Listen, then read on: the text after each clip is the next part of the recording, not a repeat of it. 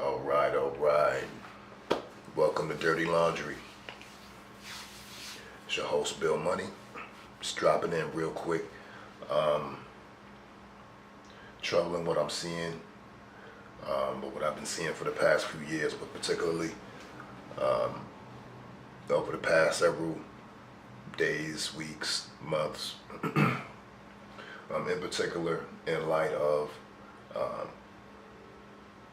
the reparations discussion that we're having, which has never, ever been an issue in the forefront that I can remember, that I can recall, ever since I began voting in 1992. Always, reparations was always something that was talked about, but never had any flesh and bones on it for me. Over the past several years, listening to Yvette Carnell, reading Yvette Carnell, Antonio Moore, basically receiving a political education as it relates to the interests of American descendants of slaves, specifically and particularly, and no one else.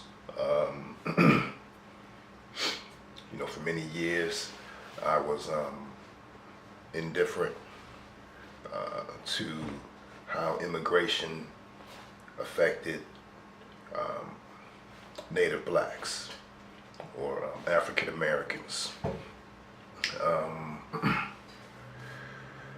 So yeah, I would always look at it in the context of the ever elusive black-brown coalition that was always talked about, this black-brown coalition, and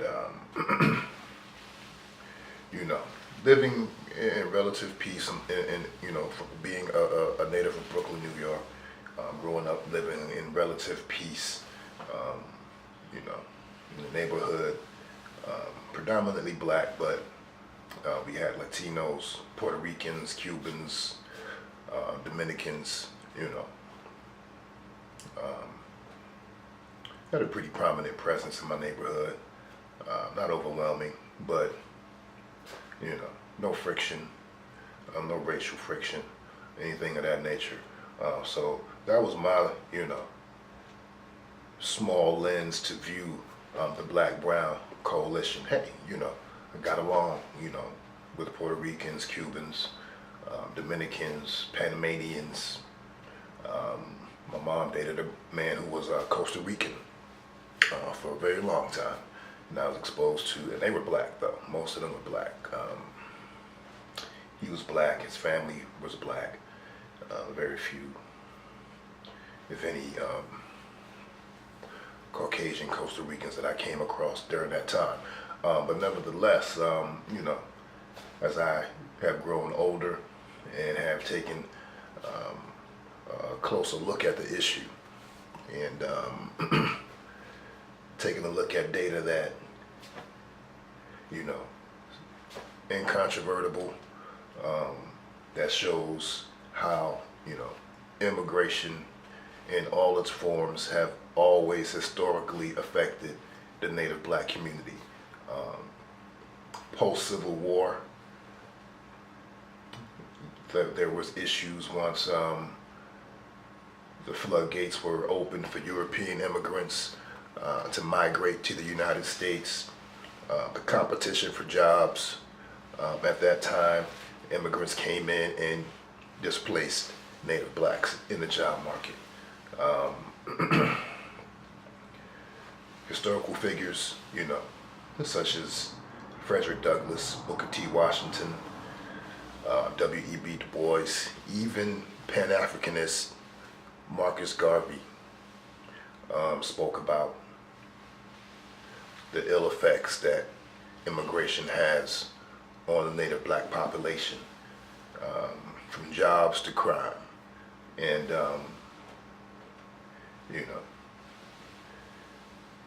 up close and personal, I was able to see how, my daughter's school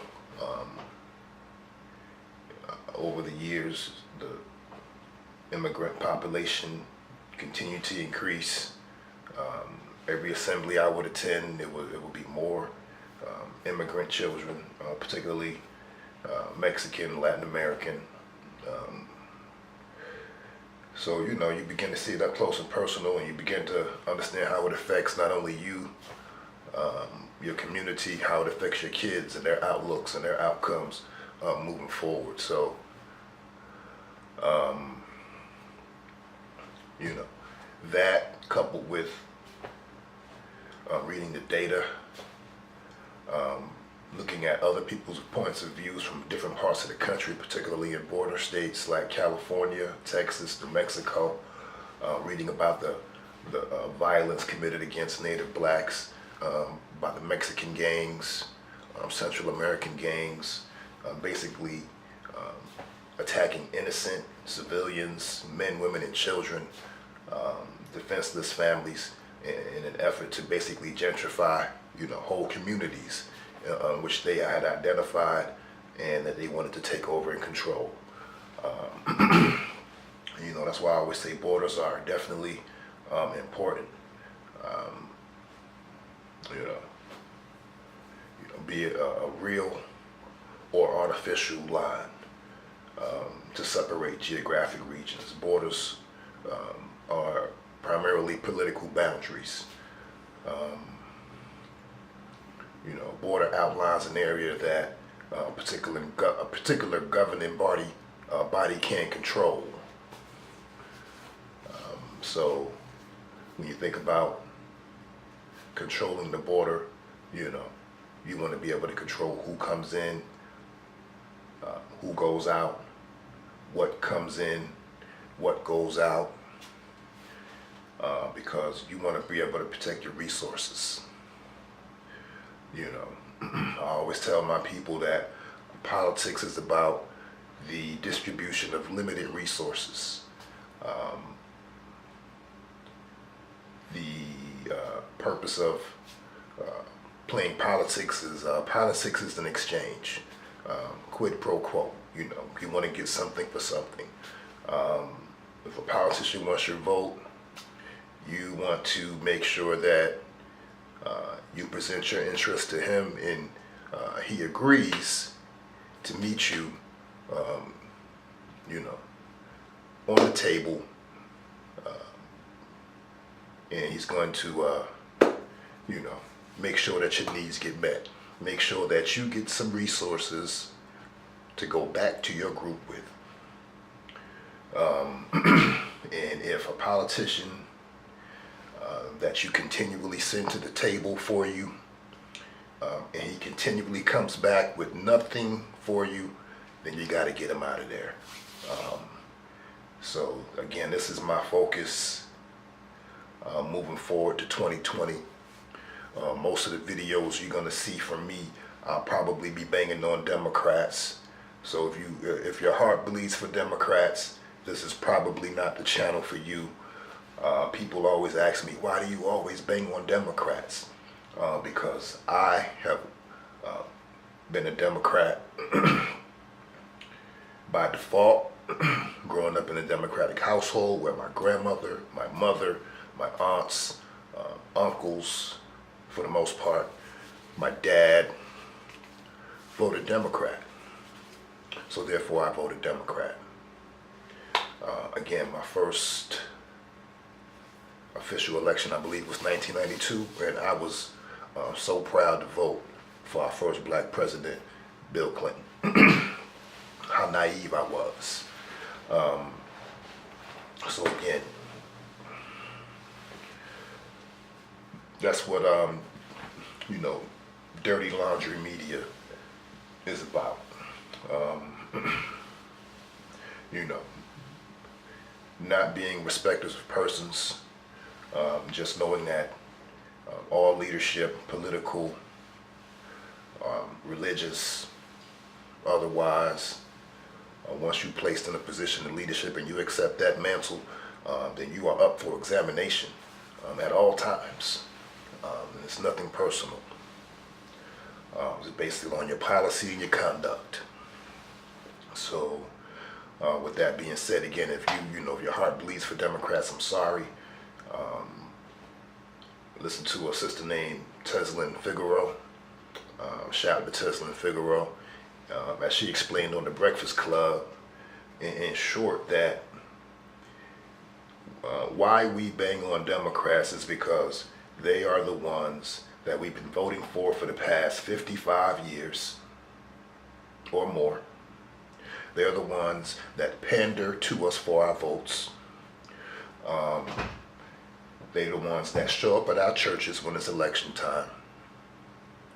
We're hot saucing their purses, listening to Cardi B, and doing all sorts of coonery to entice us to vote for them. Lots of symbolism, never any substance.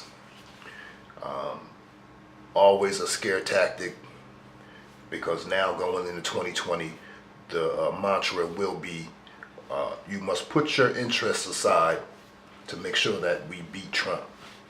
And, ADOS, we're not going for that. We will vote, but we will vote our interests. I believe we missed a great opportunity in 2016, but now we're gathering momentum, and hopefully it carries through to 2020. We missed an opportunity in 2016 to do a couple of things. Number one, we should have rebuked Barack Obama for his lack of specific action on behalf of the 94% of African Americans that lifted his boat and allowed the tide to carry him through 8 years. We should have publicly rebuked him. We should have publicly rebuked Hillary Clinton. At that time, Bernie had a lot of cachet. At that time, I probably would have voted for Bernie. That has changed. I will not be supporting Bernie. Bernie is even loath to act like he knows what reparations are at this time. So until his memory is back intact, I don't even want to hear anything Bernie Sanders has to say. Hashtag buy Bernie. So yeah, keep that same energy, going through 2020. So again, sorry if I'm rambling. But yeah, this HR 6 that I've been looking at over the past few days. HR 6 is the American Dream and Promise Act of 2019. Another Democratic bill to aid a specific group. That specific group are illegal immigrants. The only caveat to these illegals are, I guess they came in when they were children with their parents or whoever carried them across. In short, the bill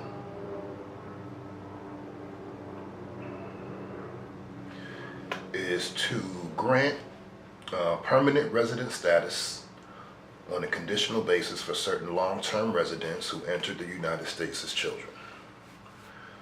And again, that's a specific bill for a specific group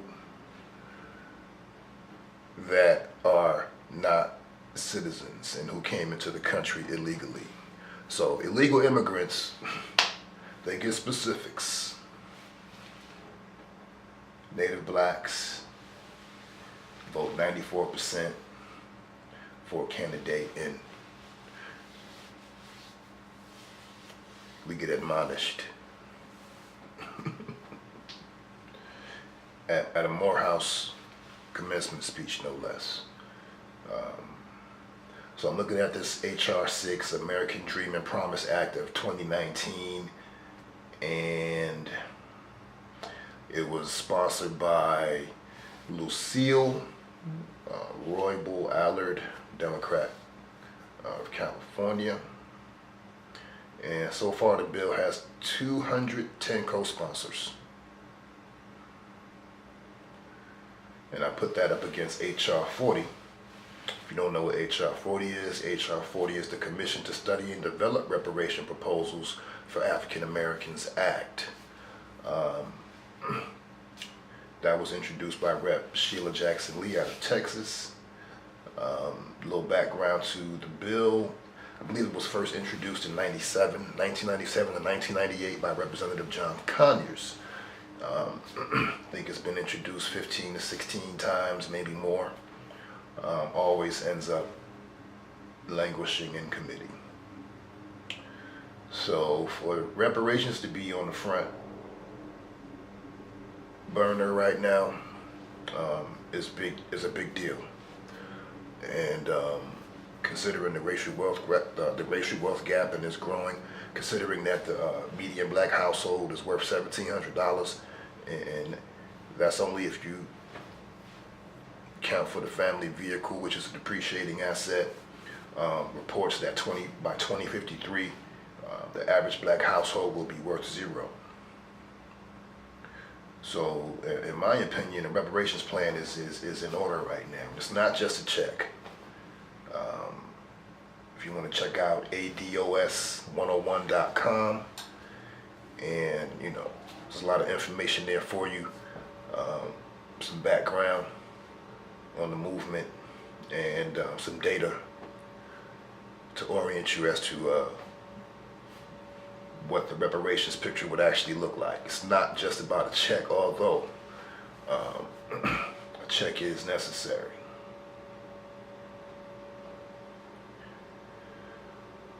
Yeah, so that's where we are now.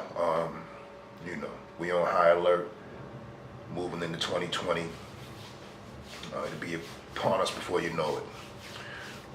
So we going in. I want you to like, subscribe, share these videos. I want you to get in the comments. Let me know what you're feeling. Let me know how you're thinking. If you have any suggestions for any stories, any videos, if you get any articles, hit me on my email, which is on my channel in the About section. You can find my email address. Get at me on Twitter at BillTheIcon, and we can chop it up in several ways. Follow me, and I'll be back with Dirty Laundry Media. It's Bill Money.